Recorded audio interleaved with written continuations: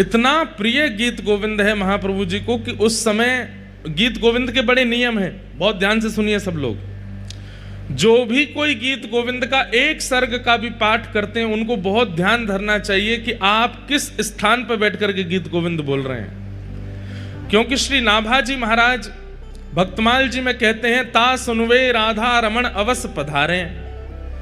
गीत गोविंद सुनने के लिए ठाकुर जी अवश्य आते हैं। और महाप्रभु जगन्नाथ जी की तो प्रसिद्धि है कि गीत गोविंद कहीं गाया जाता है, किसी भी रूप में सही, महाप्रभु जी वहां आ जाते हैं।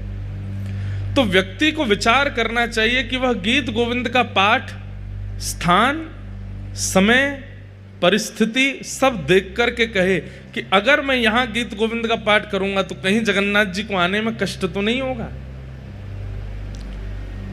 अब आप गाड़ी चला रहे हैं और गाड़ी चल रही है आपकी 100 की स्पीड पे और आप गीत गोविंद गा रहे हो, तो गीत गोविंद गा तो आप रहे हो, लेकिन 100 की रफ्तार में जब गाड़ी चला रहे हो, ठाकुर जी को कितनी तेज भाग करके आना पड़ेगा आपके पास, वो श्रमित ना हो जाए। उनको कष्ट नहीं होगा, लेकिन हमको विचार करना चाहिए।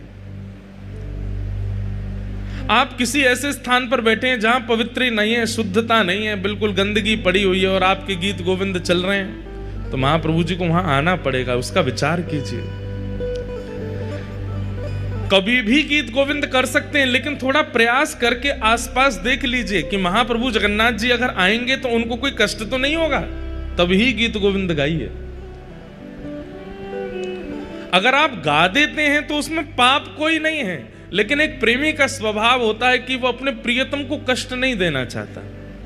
महाप्रभु जगन्नाथ जी को कहीं कष्ट ना हो जाए, इसलिए चलते फिरते, उठते बैठते, खाते पीते, हंसते सोते जागते समय करने में कोई अपराध नहीं, पर करना नहीं चाहिए, क्योंकि महाप्रभु जी को फिर श्रमित होना पड़ता है। इसलिए हमने नियम बताया कि गीत गोविंद जब भी करो, पास में एक आसन लगाओ, शुद्ध आसन जिस पर कोई विराजा ना हो। उस शुद्ध आसन पर सुंदर इत्र लगाओ, इत्र लगा करके महाप्रभु जगन्नाथ जी का आवाहन करो, उसके बाद गाओ।